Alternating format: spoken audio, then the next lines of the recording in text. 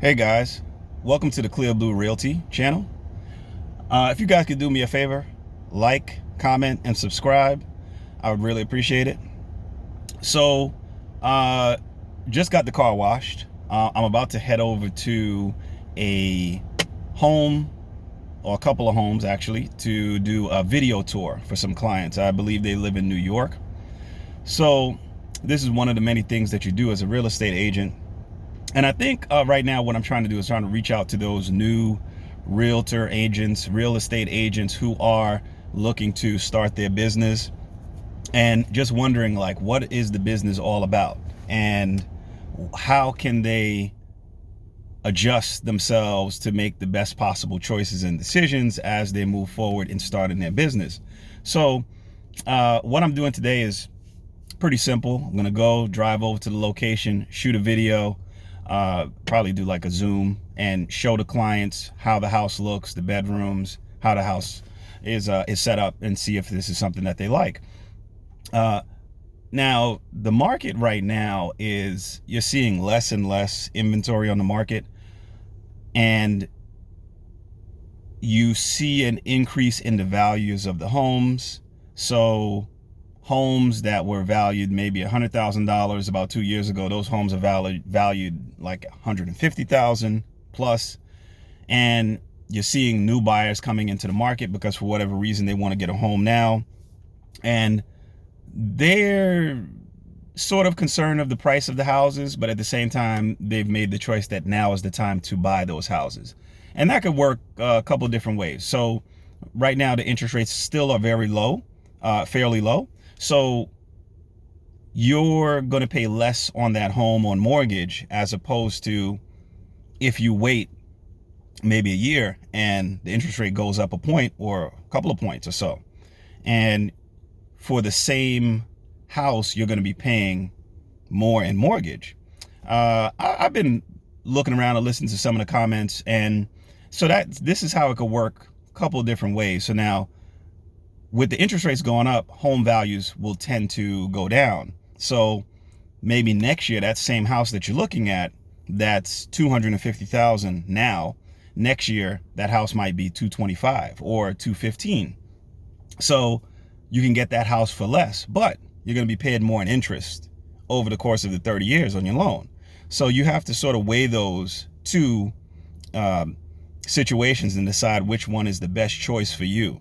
So I say, when it comes to the overall long-term process of getting a home, the 30 years, you definitely would want to lock in a lower interest rate. But then again, you don't want to get a home that you're not going to be happy with in a couple years because you rushed into getting that home. Make sure that it's the home that you see yourself and your family in for the next 10, 15, 20, however long you want to live in that home. So that's one thing. The interest rates going up, property values being high, they'll probably come down over the course of the next year or so. And what is actually involved with the process of being a real estate agent? Being a real estate agent is many different factors to it.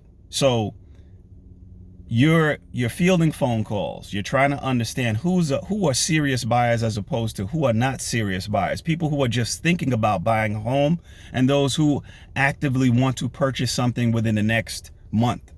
And that's really what you're trying to determine with how you subdivide your time and how you give your time to prospective clients. You really want to work very hard on the people who want to purchase now. The people who are thinking about it, they're sort of on the fence. You still want to work with them. You still want to show them houses, but maybe you partition your time. So really this talk is about how you partition your time as a real estate agent. And how do I figure out if a client is serious about buying? They got to be pre-approved. You got to come to the table with your pre-approval. If you don't have your pre-approval, I don't really consider you to be a serious buyer. And a lot of agents won't tell you that because they're trying to, they want to just show you something and hopefully you love it and you want to make a move right away. Who knows? They might be having a slow week or a slow month. But the serious agents and the agents who really are looking to get you into something they're going to want you to have that pre-approval. So that's one of the things that you have to determine is, and when you're working with your time, is this buyer serious?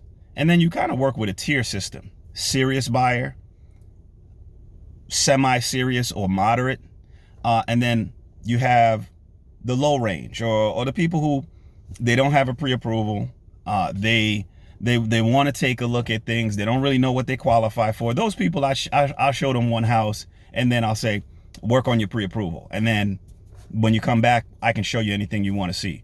But people who don't have pre-approvals, I might show them one home, and then you got to come to the table with your pre-approval. So that's part of it. You spend a lot of time looking for homes,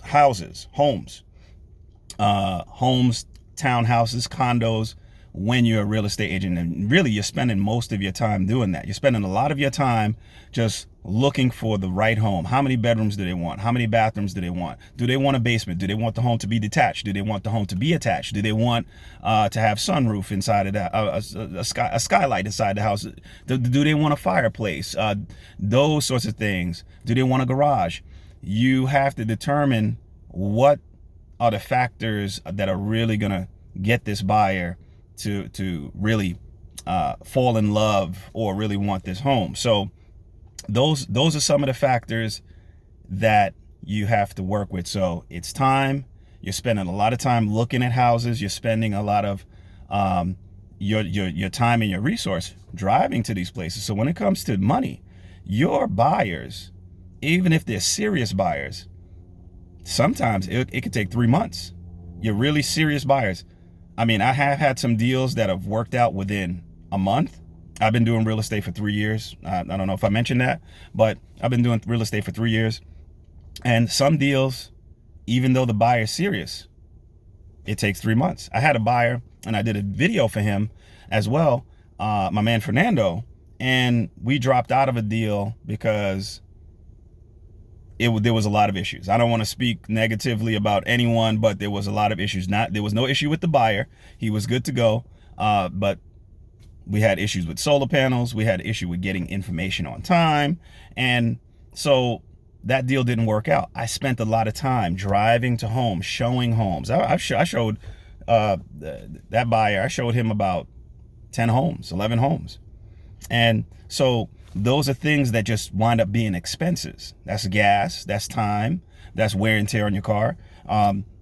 So you have to sort of have a cushion and be prepared for that, because coming into real estate, you really have to have some funds in your pocket. So think about who you're going to show homes to. Are they really serious buyers? You're probably looking at about 1% to 5% of the people that you work with actually will buy homes. I was going to tell this story.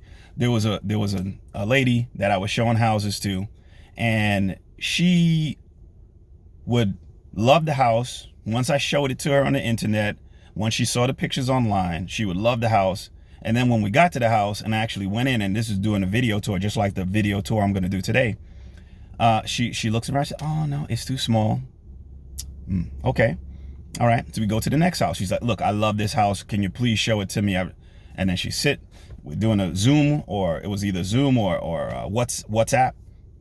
And she looks at the house and she goes, "Yeah, it doesn't look like it looked before. No, I don't like it." So did that about 3 times. And she didn't have her pre-approval at that time. She said she was going to do either cash or she was going to use a pre-approval. She said she had the cash. And I said, I went around and did this 3 times. And I told her, I said, "Look, if you want to see another house, you let me know." But she said that she liked the last one that we saw, and she's going to call me back. She's going to put in an offer. She never called me back. That deal just went dead. And you have so many of those when you're in real estate. You have these deals that just drift off. They just disappear. People disappear. They have no allegiance and no tie to you, especially when you're a buyer's agent. They have no allegiance to you, so they can just drift off. So then that's just your expenses just, evaporated into the air. So you have to be prepared for that. That same lady came back. She didn't recognize it was me. She called And she said, hey, because I get referrals. So she got referred back to me again. And I said, hey, your voice sounds familiar. And she's like, no, I don't remember you. And I said, yeah. So I said, you want to take a look at a house? We went and took a look at a house, did a video. She said she loved it. I was like, wow. I was like, she loves this house. And the very first one we saw after she went on hiatus for a couple months. And so she said, I want to put in an offer. Do you think they would take this really low offer? It was about $20,000 below. No, actually, it was $10,000 below. I submitted the offer for $20,000 below. I went even lower than what she was asking. I said, let's go. The house was listed at 130. She said, let's put in an offer at 120. I said, let's go to 110. The offer was accepted. You hear this? They were willing to go $20,000 below. And the reason was the seller, his daughter was going off to college. So I called up. I said, hey, listen, look, I got good news for you. They're willing to accept 110. You see, you were willing to accept because I already knew that she was like a little wishy-washy. So I said, I gotta make this sound really good. This had to be something that she cannot back out of. And I said, 120. They want 110. That's all you gotta. Are you ready? Let's send me the proof of funds. I already had the proof of funds. So put the offer together. Boom, boom, boom. They accepted. I said, we're good to go. The lady called me up. I said, hey, I've been trying to reach you. She said, oh, I'm not feeling well. And I said, okay. I said, well, I got the offer accepted. Everything's going through. Right now, we're ready to do the contract. I said, so, oh, I can't do anything right now, because I'm really feeling sick, and never heard from her again. Time, expense, and not like the buyers or the people that you come across don't respect your time, but what are their intentions? Do they really intend to buy? And that's what you're trying to determine as an agent. Do your buyers or whoever, do your buyers really intend to buy? And that's what you're trying to gauge. And that's what you're trying to divide your time with. Also, another thing is your brokerage that you work for has to give you leads. If they're not providing you leads, it's expensive if you're just paying for those leads on your own through Realtor or Zillow, and you pay that money up front. You don't like pay after you close a deal and then you pay them a commission. And a lot of times the brokerages can set that up where they're paying for leads, or they're getting, so basically when you close, that's when the Zillow or Realtor get paid. So they're sending you leads, but you pay them like you pay them 30% of whatever the lead is, and they're taking that 30% cut as a commission because they're sending you the leads for free.